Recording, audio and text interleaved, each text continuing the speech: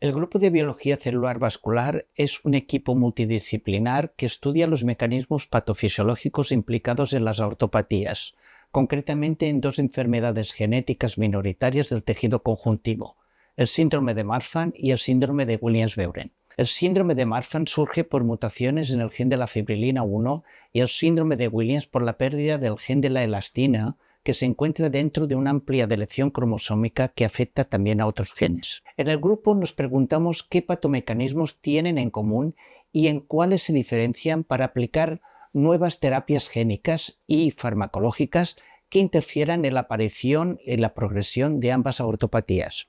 Uno de los patomecanismos que estamos estudiando en mayor profundidad en ambos síndromes es el estrés oxidativo. El estrés oxidativo aparece a raíz de la persistente formación o acumulación de las especies reactivas de nitrógeno y oxígeno.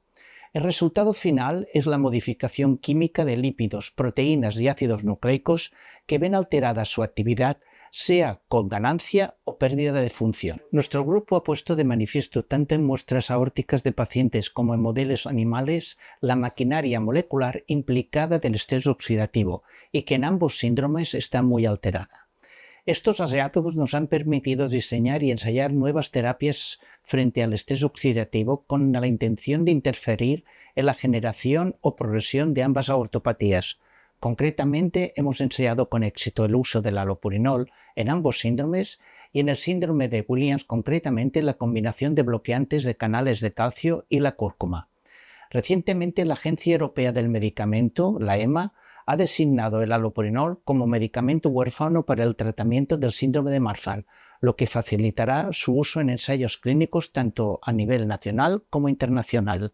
Por último, indicar también que en el síndrome de Williams, además de la estenosis aórtica, se producen serias disfunciones cognitivas.